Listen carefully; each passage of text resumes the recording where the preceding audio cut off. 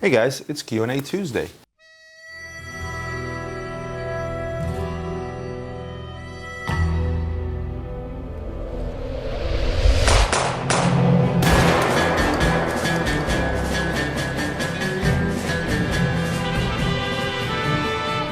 You guys notice Ian changed up the music on Q&A Tuesday intro. All the cool video effects and everything else you guys have seen thus far in my videos, it's all his.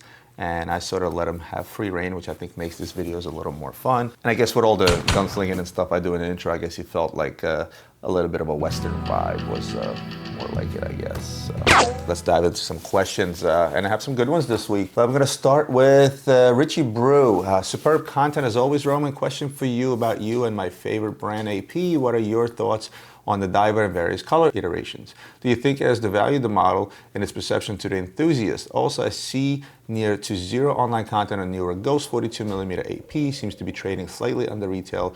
Good purchase watch, question mark. Do you side with either 42 or 44mm as a preference or see more popular variant in the market? Thanks, and please keep doing what you do. Okay, well, I did somewhat talk about the divers. I think I talked about it on What's on My Desk. I'll have Ian pop up that episode. And the way the whole color iteration happened with divers, and again, this is just my opinion, and I said this before, I'll quickly say it again. They came out with the very first diver, right? The closed back automatic, black dial, a black strap, right? And they tested the market. And the reason they came out with that diver was sort of that in-between watch. You know, when you get into the Offshore line, you automatically take it to the chronograph line, right? The chronograph line today, like the Ghost or the Safari or the Navy or the Vampire, any of those, they all retail for $26,600, right? Whereas the diver retails for $19,000, under that $20,000 price, making it seemingly more affordable than the chronograph. So for somebody that wants to get out there and get an Offshore, and again, these things don't discount much, so you're still paying over $20,000 for an Offshore today in pretty much either combination. To get out there and let's say get a similar discount of say 20% off retail on a diver, you're now looking to pay about that $15,000 to $16,000 for yet again an Offshore, and unmistakably an Offshore. Even though it doesn't have a chronograph, from afar, from close, it looks like an AP Offshore. To take it a step back further, they made the divers in the past. You guys remember the limited edition Wimpy, right? That was a diver watch, and that was something they made a while back sort of to test the market. That watch did well. They came out with the regular diver. It did extremely well. It sold well. It didn't discount much, because if you guys think that manufacturers don't pay attention to what's going on in the gray market, they do, and they do it really based on sales. They know that their authorized dealers are not moving 10 divers out the door in 6 months. They do understand that some of the stuff ends up in the hands of guys like us, right? So they tested the market with that. It did well. So what do you do now? You don't stop production. You don't continue just making the same exact watch. You start making variations.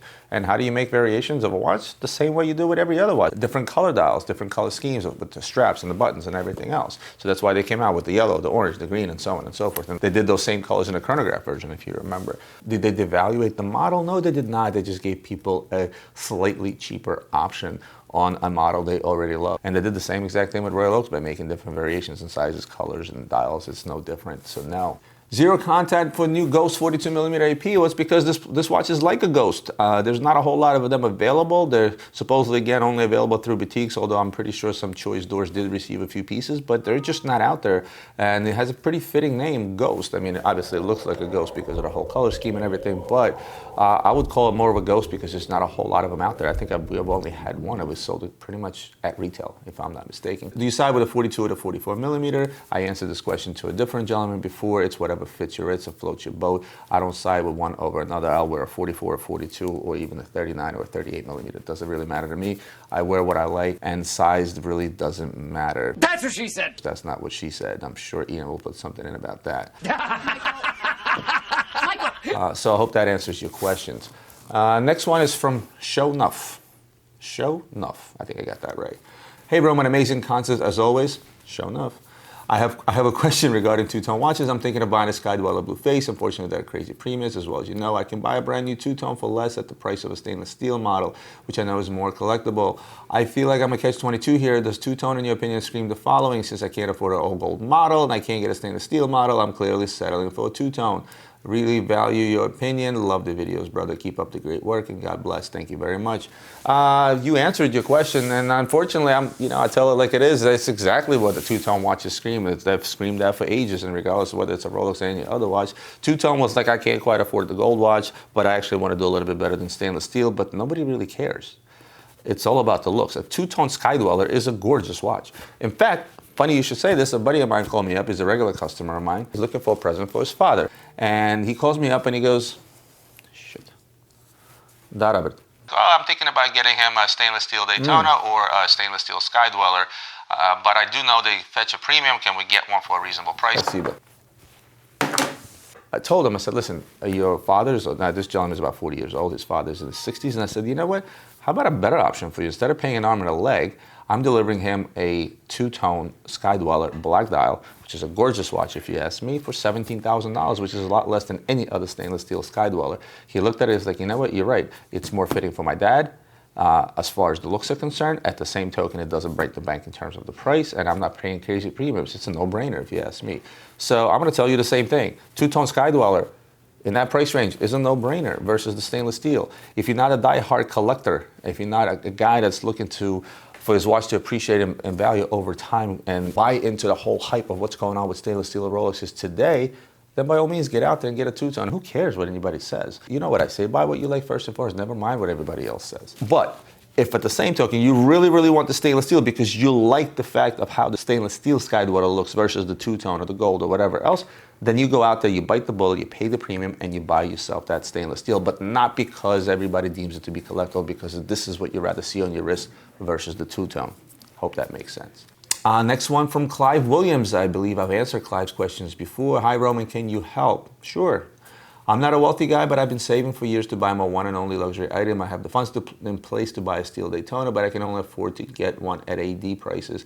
I don't have the funds to buy one in the gray market. As it is my first luxurious purchase, I don't have relationships with any ADs. Is there any other way I can buy my watch while I am still young enough to enjoy it? Because if I had to wait 10 years on a wait list, I would be in my 60s and the money would probably have dwindled away. Thanks in advance, Clive. Okay, Clive. Well, going back up to the original question that I asked, look at the two-tone options when it comes to Daytonas. Again, more value for your dollar there if this is something you like.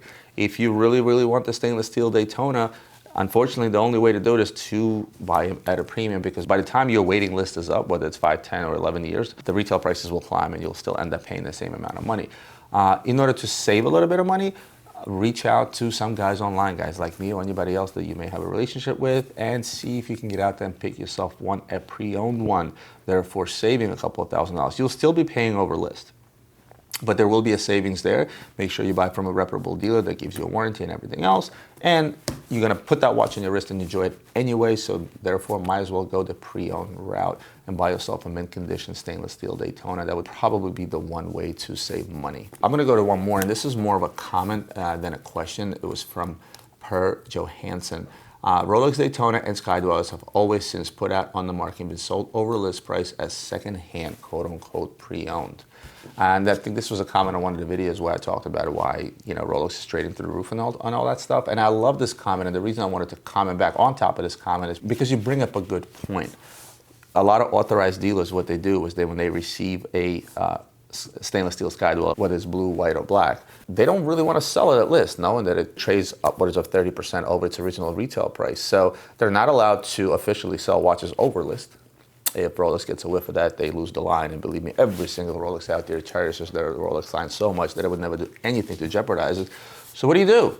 You make up a sale to somebody, you sell the watch, and then you buy it back yourself as a dealer, and you sell it as pre-owned. Tourneau did this for years and years and years. There was a Tourneau store in King of Prussia Mall. I remember 10 years ago I was there. I was walking around. I walked up to their window, and I see 2 stainless steel Daytonas in the window. I'm like, holy shit, let me go in there. Maybe I can buy them at list if they're in the window like that. I'm like, hey, how much are those Daytonas?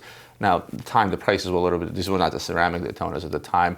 I think they were trading in the gray market around, I don't know, $14,000 or $15,000, something like that. I don't remember exactly. I walk in there like, oh, there's $16,000. Like, wait a minute, the retail is only 10. They're like, oh, well, those are pre-owned. Meanwhile, I'm looking at the watches. I know they're brand spanking new. I knew they belonged to them. And this is, even a big chain like Tourneau did that trick. And that trick is being done over and over and over again in the industry today. But again, can you blame those dealers? Because in that same window in turnout, besides those two stainless steel Rolex Daytonas, there were a bunch of 26mm Pearl Masters and tiny little 31mm ladies Datejust that don't really sell as much, that they would probably have to discount heavily in order to sell. So again, guys, you have to remember something. You can't blame these ADs for doing that, because at the end of the day, it's a business to them. They don't look at how much money they made on two stainless steel Daytonas. They look at how much money they made on Rolex overall over a period of time. It all adds up and averages out. So don't think that they're out there trying to bang you over the head with an expensive price on a hot model just because it's trading over list. You have to give them some discount in regards to looking at the overall picture and seeing why they did that. Well, guys, that's it for me for today. Hope you enjoyed today's video. As always, don't forget to subscribe to my channel. If you're not a subscriber, hit the like button, share this video with those friends that you think may enjoy my content, and I'll see you guys next Tuesday.